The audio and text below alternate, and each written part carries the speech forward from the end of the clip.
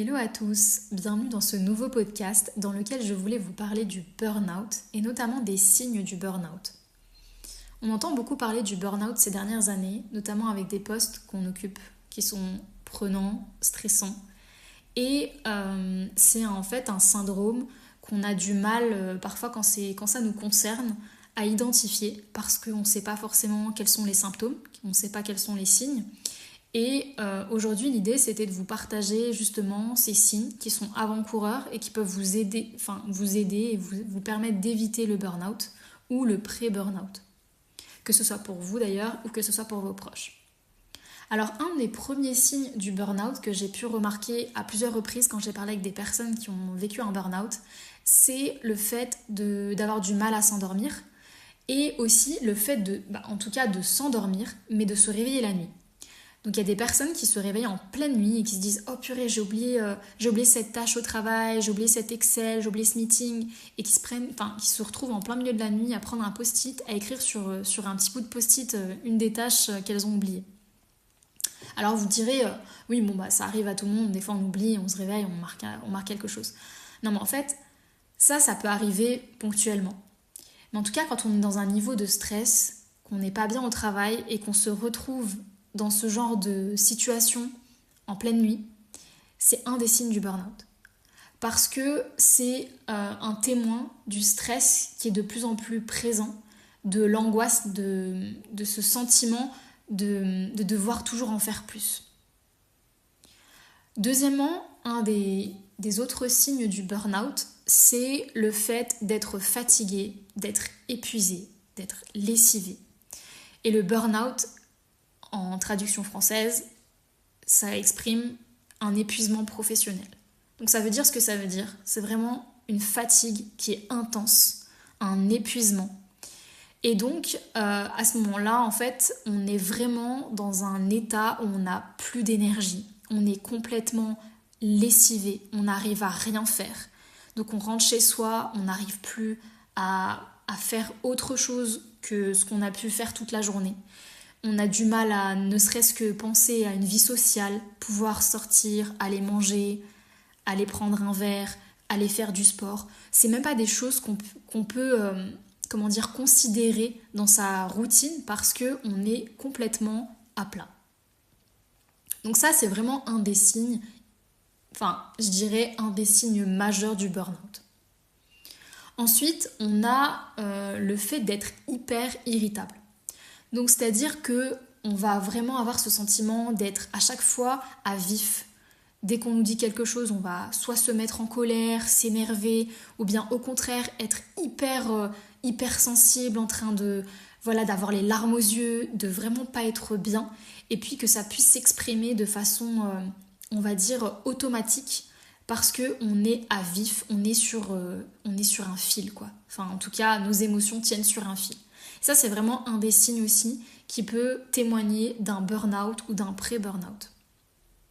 Ensuite, le burn-out peut aussi, en tout cas, se manifester dans les premiers, au début, par des maux, MAUX.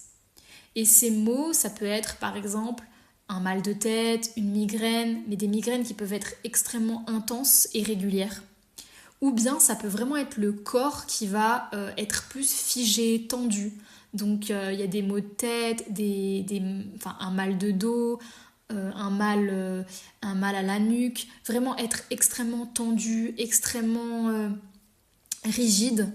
Et en fait ça c'est ce qu'on appelle vraiment une expression psychosomatique finalement, puisqu'on a vraiment la psychique qui va venir s'exprimer, en tout cas le mal psychique qui va s'exprimer par le corps. Ensuite, un des autres signes du burn-out auquel j'avais vraiment envie de penser aujourd'hui, et en tout cas que j'avais vraiment envie d'aborder, et c'est quelque chose qui m'est arrivé à titre personnel, c'est la perte de mémoire et la difficulté à se concentrer. En fait, un des premiers signes, c'est vraiment le fait de ne pas pouvoir réfléchir, de ne pas pouvoir se concentrer, de ne plus pouvoir, par exemple, ne serait-ce que, par exemple pour ma part, ça a été le fait d'avoir des difficultés à lire. Je suis une personne qui lit énormément, qui fait des formations, qui s'instruit à chaque fois, etc. Et quand j'étais en pré-burnout, j'avais plus du tout la capacité de lire ne serait-ce qu'une ligne d'un livre. J'ai ouvert j'avais ouvert ma Kindle et impossible de lire les premières lignes d'un livre. Impossible de me concentrer. Et là, je me suis dit, waouh, en fait, là, il y a vraiment un problème. Alors, j'arrivais pas forcément à mettre des mots sur ce qui m'arrivait parce que je savais pas ce que c'était que le burn-out. Pour moi, c'était vraiment une déprime, quelque chose comme ça. J'avais vraiment pas du tout conscience de ce que c'était. Et à ce moment-là, je me suis dit, mais il y a quelque chose qui se passe en fait dans mon cerveau. C'est en train de brûler, de griller. J'avais vraiment, en plus, ça chauffait, quoi. J'arrivais pas du tout à me concentrer. Et c'est comme ça en fait que pour ma part après j'avais fait des recherches et j'avais compris que ça pouvait être un des signes du burn-out et que j'avais compris ce que c'était que finalement un burn-out. En tout cas j'ai pu mettre des mots sur mes souffrances. Ensuite, un des derniers points que je voulais aborder, c'est le fait que quand on est en burn-out ou en pré-burn-out, on a ce qu'on appelle des crises d'angoisse ou des crises de panique. Alors les crises d'angoisse, c'est vraiment, il faut imaginer un gros nuage en plein milieu de la gorge, ou en tout cas sur le thorax, qui nous empêche de respirer, qui nous empêche de prendre de l'oxygène. Et les crises de panique, c'est vraiment cette crise où par exemple on est en train de dormir et là d'un coup on se réveille d'un coup en sursaut, on reprend de l'air comme si on n'arrivait plus à respirer, comme si on avait été en apnée. Ça c'est des choses qui me sont également arrivées. Et parce qu'avant ça, je savais pas du tout ce que c'était qu'une crise d'angoisse. J'en avais déjà entendu parler autour de moi, mais je savais pas du tout ce que c'était. Et pour le coup, c'est vraiment intense. On a vraiment l'impression de perdre pied. Et c'est un des signes aussi qui va venir montrer qu'il y a un vrai problème en fait. Parce que quand on creuse, on se dit mais pourquoi pourquoi j'ai ces crises-là, etc. Et en fait, c'est parce que en fait, on n'est pas bien. Et le corps il arrive plus, il crée un blocage en fait et on n'arrive même pas à respirer. Donc voilà, ça c'est aussi un des signes qui peut vous alerter, que ce soit pour vous, que ce soit pour vos proches, parce que je pense que c'est vraiment important d'être sensibilisé sur le burn-out et de connaître les signes, parce que même si c'est pas pour soi, ça peut vraiment aider des personnes autour de soi qui n'ont pas le recul sur leur situation, qui n'arrivent pas à mettre des mots M-O-T sur des mots M-A-U-X. Et le fait que ce soit nous, ça peut vraiment les aider à prendre du recul et à se dire ouais vraiment il y a un problème en fait. Ouais t'as raison, j'ai vraiment les signes du burn-out, je suis vraiment en pré-burn-out, il faut vraiment que je fasse quelque chose.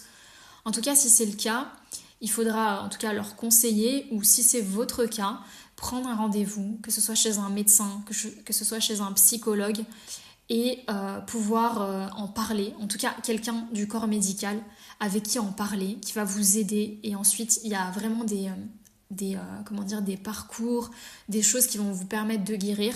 Et il y a aussi toute la phase où il faudra prendre des décisions par rapport à son travail, et ça il faut se faire accompagner par des professionnels.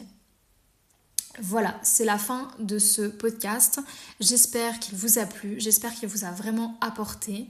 En tout cas, si c'est le cas, je vous invite à vous abonner, à laisser une note et puis également un commentaire. Ça me ferait très plaisir d'avoir votre retour, de voir ce que ça a pu vous apporter.